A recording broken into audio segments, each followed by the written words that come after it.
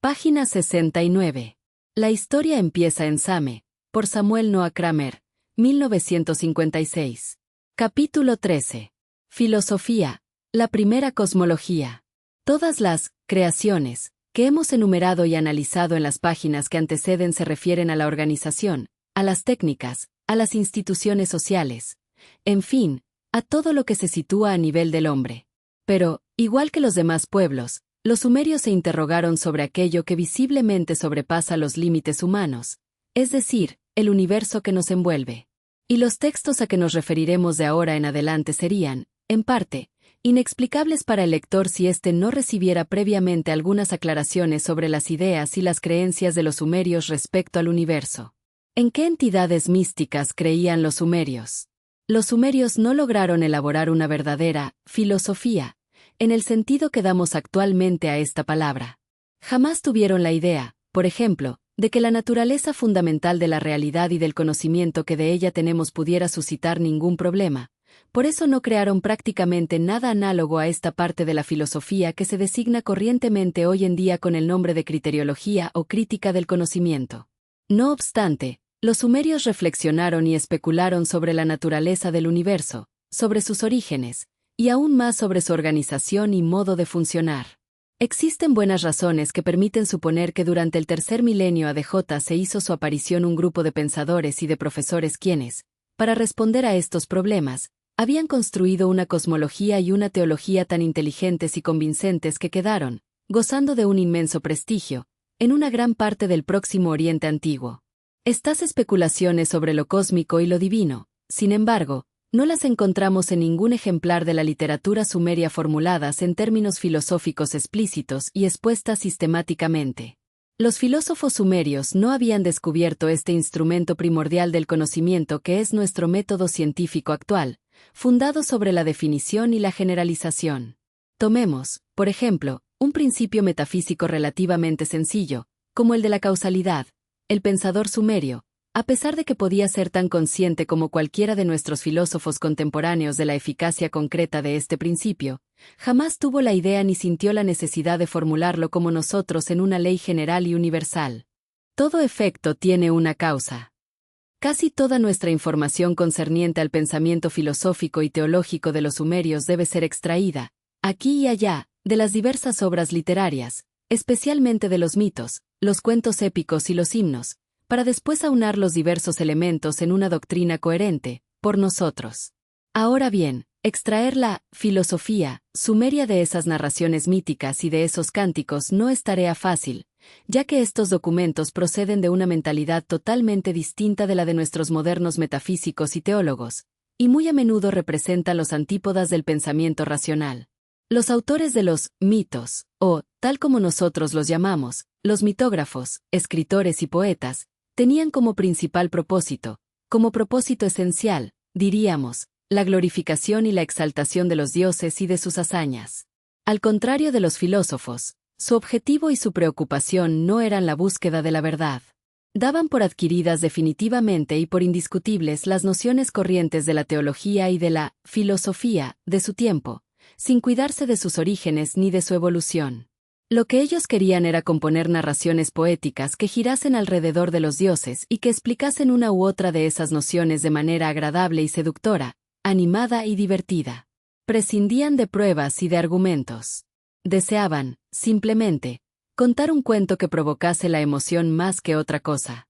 Sus cualidades principales no eran, por lo tanto, ni la lógica ni la razón, sino la imaginación y la fantasía. Además, estos poetas no dudaban en inventar sus temas o en imaginar incidentes sugeridos por los acontecimientos de la vida humana, incidentes que podían muy bien no tener ningún fundamento en el pensamiento especulativo. Tampoco vacilaban lo más mínimo en adoptar motivos folclóricos que nada tenían que ver con los datos o las deducciones cosmológicas. La mezcolanza en estas narraciones de conceptos filosóficos y de fantasías mitológicas, junto con la imposibilidad de aislar de una manera concreta al filósofo del mitógrafo, han embrollado el espíritu de ciertos especialistas dedicados al estudio del pensamiento antiguo, lo cual ha conducido a algunos a subestimar y a otros a sobreestimar las facultades de nuestros antiguos pensadores.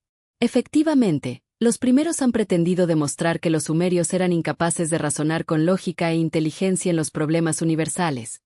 Los otros han sostenido, al contrario, que los sumerios, poseedores de un espíritu mítico-poético, virgen de toda idea general a priorística, pero naturalmente profundo e intuitivo, podían penetrar en las verdades universales con una acuidad mucho mayor que la que tiene nuestro espíritu moderno, analista y reseco. En conjunto, tanto lo uno como lo otro, no son sino despropósitos. Los pensadores sumerios, al menos los más evolucionados y reflexivos de entre ellos, eran ciertamente muy capaces de pensar con lógica y coherencia cualquier problema que se les presentase, incluso aquellos que tenían relación con el origen y funcionamiento del universo. Su debilidad no radicaba en el orden mental, sino en el técnico. Carecían de los datos científicos que poseemos nosotros y que tenemos a nuestra disposición. Ignoraban, además, nuestros métodos científicos, adquiridos lentamente en el transcurso de los siglos venideros. Y, finalmente, no sospechaban siquiera la existencia ni la importancia fundamental de este principio de evolución que la ciencia ha sacado del estudio de las cosas y que, hoy en día, nos parece evidentísimo.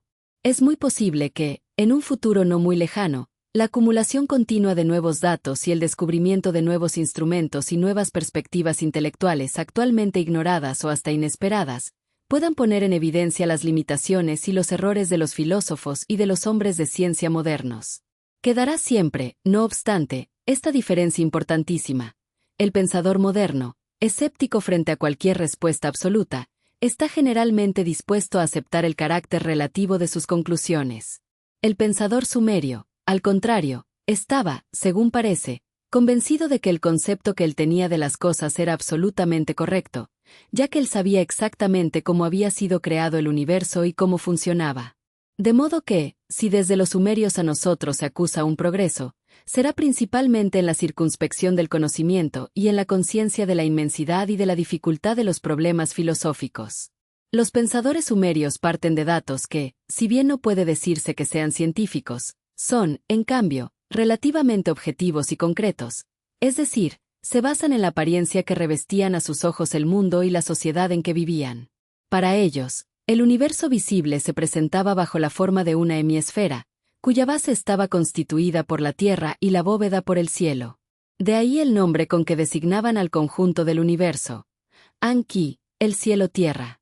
La tierra se les aparecía como un disco plano rodeado del mar, este mar donde terminaba su mundo, en las orillas del Mediterráneo y en el fondo del Golfo Pérsico, y flotando horizontalmente en el plano diametral de una inmensa esfera cuya parte superior era, repito, el cielo, y cuya parte inferior debía formar una especie de anticielo, donde los sumerios localizaron el infierno.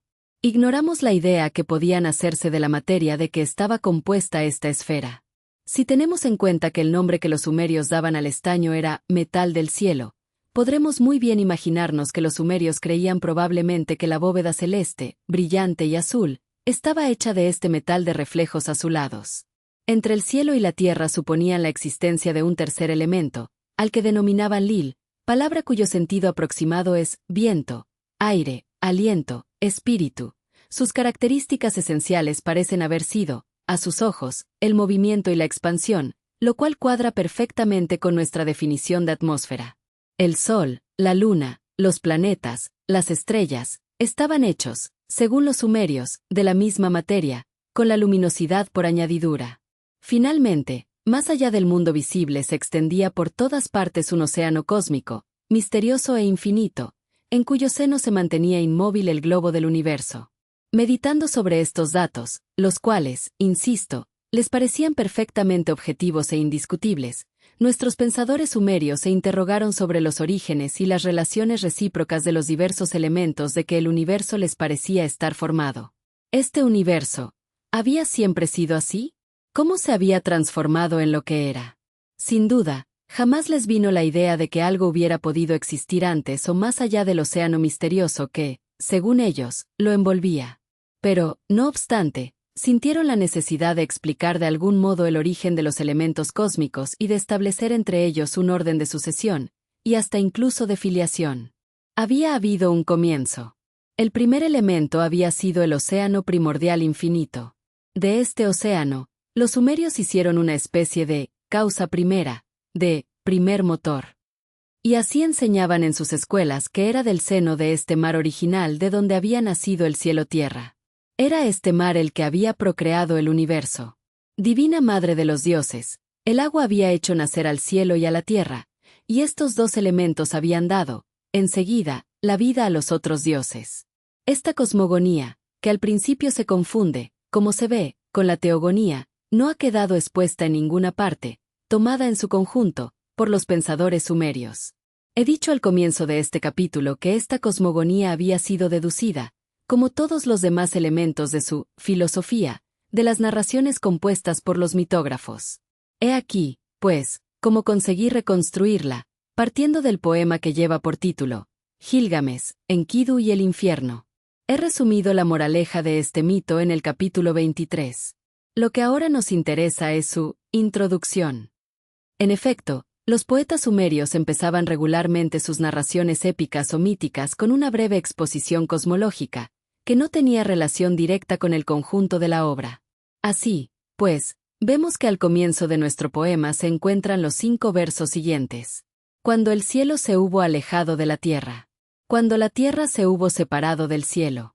Cuando se hubo fijado el nombre del hombre. Cuando An se hubo llevado el cielo. Cuando Enlil se hubo llevado la tierra. Después de haber emprendido la traducción de estos versos, los analicé y saqué de dicho análisis las siguientes tesis cosmogónicas. En una cierta época el cielo y la tierra formaban una unidad. Ya existían algunos dioses antes de la separación de la tierra y el cielo. Cuando esta separación de la tierra y el cielo tuvo lugar, fue el dios del cielo, An, el que se llevó el cielo, pero fue el dios del aire, Enlil, quien se llevó la tierra. No obstante, había diversos puntos esenciales que no estaban ni formulados ni implicados en este párrafo. Entre otros, los siguientes. ¿Se creía que el cielo y la tierra habían sido creados? Y en caso afirmativo, ¿por quién? ¿Cómo era la forma del cielo y de la tierra, tal como se la representaban los sumerios?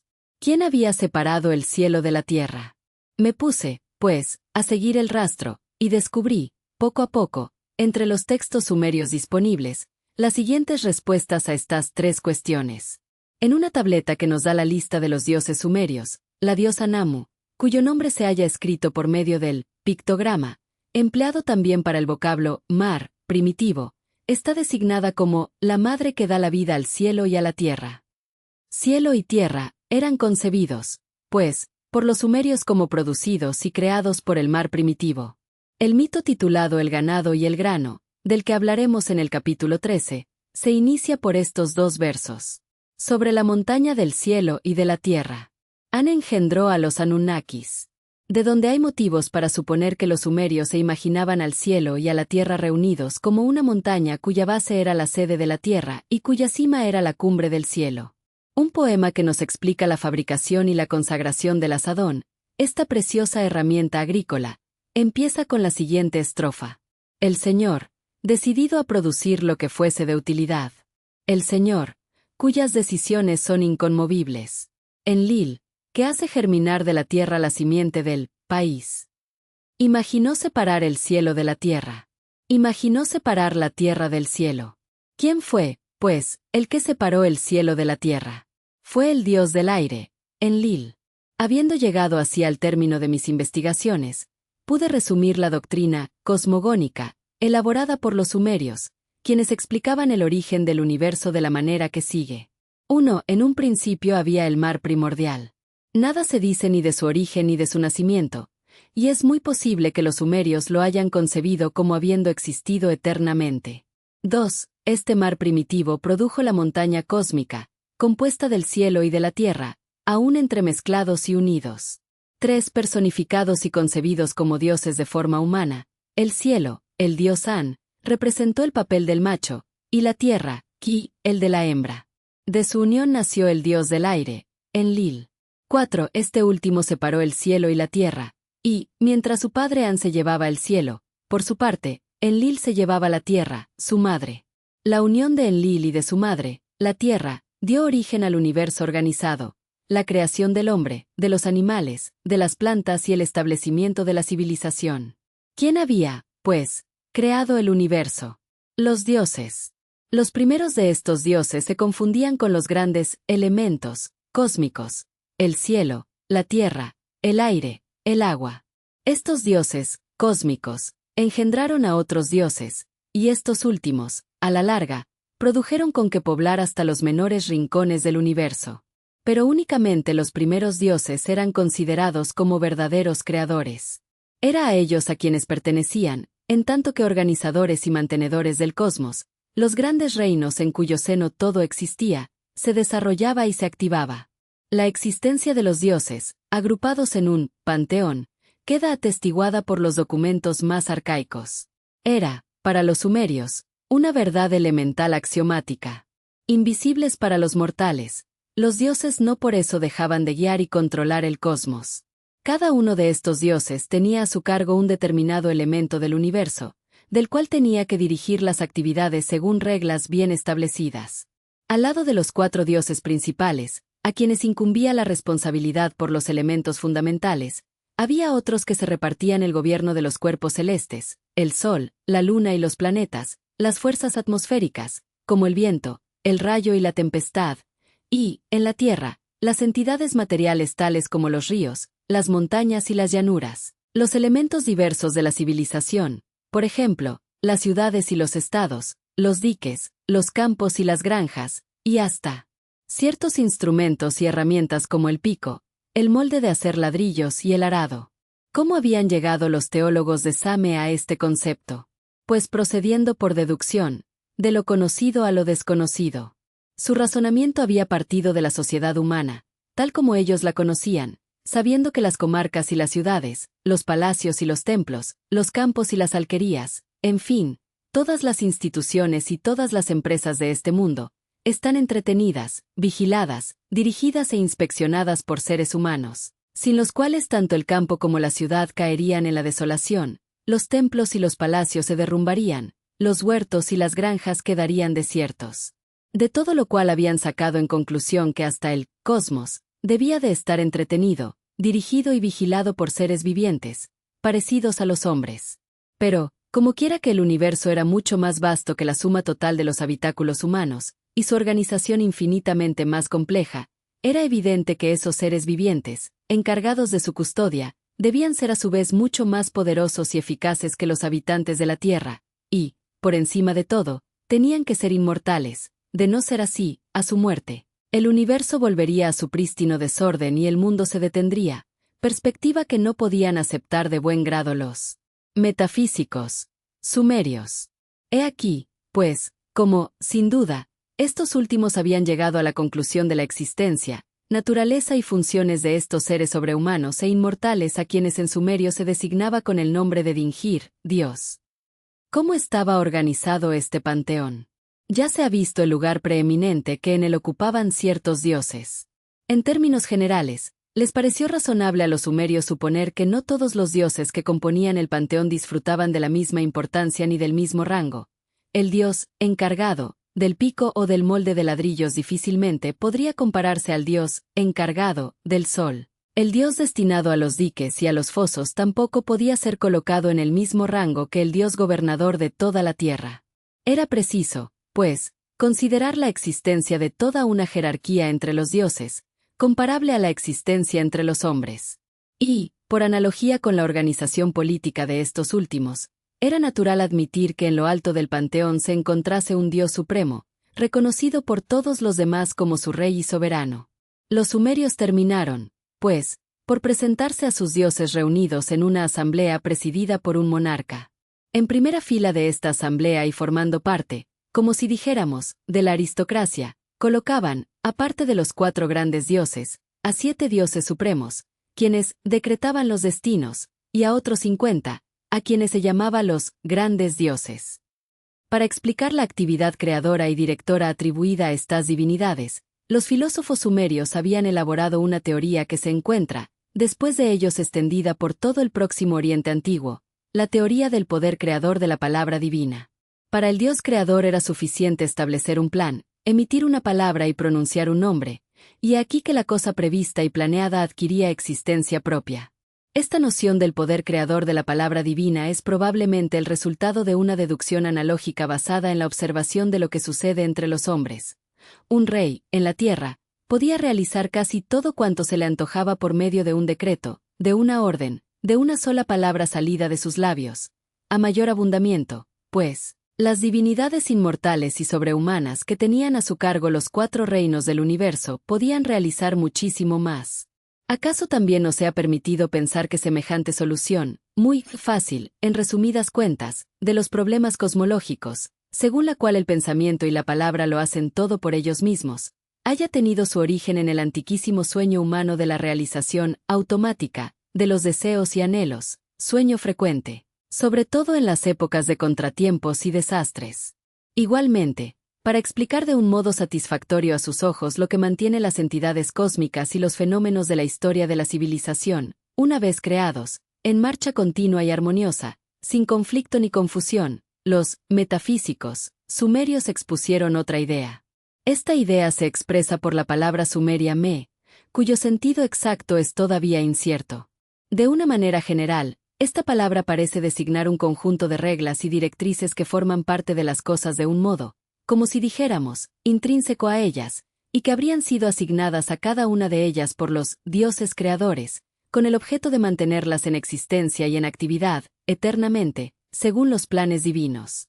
El problema filosófico de la duración de los seres y de la permanencia de su funcionamiento recibía de este modo una respuesta que a nosotros nos parecerá tal vez superficial y puramente verbal, pero que a los ojos del pensador de entonces tenía una eficacia cierta y satisfacía plenamente los requerimientos del espíritu.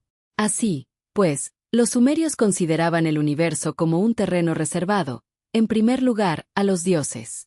A la eternidad del mundo, a su fecundidad, a su vitalidad colosal, correspondían los poderes sobrehumanos de esos dueños invisibles que dirigían desde las alturas al cosmos y mantenían en equilibrio las fuerzas que en él se desplegaban. Sin embargo, resulta curioso comprobar que se los representaban bajo formas humanas. Y no era eso únicamente en el aspecto, ya que hasta los más poderosos y sabios de estos dioses eran reducidos a la escala humana en sus pensamientos y en sus actos. Igual que los hombres, los dioses hacían sus proyectos y los realizaban, comían y bebían, se casaban y criaban a una familia, mantenían un numeroso servicio doméstico y se hallaban sujetos a todas las pasiones y debilidades humanas. Es muy cierto que, en general, preferían la verdad y la justicia a la mentira y la opresión, pero los móviles de sus acciones no siempre quedan claros. Al menos, a nosotros no nos resulta fácil elucidarlos. Página 75. Resumen. 1. Ausencia de una filosofía formal. Los sumerios no desarrollaron una filosofía o crítica del conocimiento bajo los estándares modernos, ya que no se cuestionaron la naturaleza fundamental de la realidad. 2. Especulación sobre el orden cósmico. A pesar de carecer de filosofía sistemática, existió un grupo de pensadores que construyó una cosmología y teología coherentes para explicar el origen y funcionamiento del universo. 3. Dificultad de acceso al pensamiento sumerio. Gran parte de lo que conocemos debe ser extraído de mitos, himnos y épicas, documentos que priorizan la glorificación divina sobre la búsqueda lógica de la verdad. 4. Mentalidad mítico-poética. Los autores de los mitos se guiaban por la imaginación y la fantasía más que por la razón, incorporando motivos folclóricos y narraciones poéticas para explicar nociones teológicas. 5. Capacidad lógica subyacente. Los pensadores sumerios más avanzados eran capaces de razonar con coherencia. Su supuesta debilidad no era mental, sino la falta de datos científicos y métodos de generalización modernos. 6. Convicción absoluta. A diferencia del pensador moderno, que acepta el carácter relativo de sus conclusiones, el sumerio estaba convencido de poseer una verdad absoluta sobre cómo fue creado y cómo funcionaba el universo. 7. Concepción física del universo. Anki visualizaban el universo como una hemisfera donde la Tierra, un disco plano, y el cielo, la bóveda celeste, formaban una unidad denominada cielo-tierra. 8. El papel del elemento Lil. Entre el cielo y la tierra identificaron un tercer elemento, el Lil, viento o aire, cuya naturaleza expansiva y móvil se asemeja a nuestra comprensión de la atmósfera. 9. El mar primordial como causa primera. Los sumerios creían que el universo nació de un océano cósmico eterno, considerado una divinidad madre que procreó el cielo y la tierra. 10. La separación como acto creador. El origen del universo organizado se atribuyó a la separación del cielo y la tierra, acción ejecutada por el dios del aire, Enlil. 11. Teología basada en la antropomorfización. Los dioses cósmicos, An, Ki, Enlil, etc., eran concebidos como seres de forma y conducta humana, responsables de dirigir y vigilar elementos específicos del cosmos. 12. Deducción a partir de la sociedad. Los sumerios aplicaron una lógica analógica. Si las ciudades y empresas humanas requieren supervisión para no caer en el caos, el universo debe estar regido de igual forma por seres inmortales. 13. Jerarquía divina. El panteón sumerio imitaba la organización política humana, con una asamblea de dioses presidida por un monarca y una jerarquía establecida según la importancia de sus funciones. 14. El poder creador de la palabra. Elaboraron la teoría de que el dios creador podía hacer existir las cosas simplemente mediante un plan, una orden o la pronunciación de un nombre, emulando los decretos de un rey terrenal. 15. El concepto me. Para explicar la permanencia y el funcionamiento armonioso de las cosas, postularon la existencia de los me, un conjunto de reglas intrínsecas asignadas por los dioses para mantener el orden eterno del cosmos.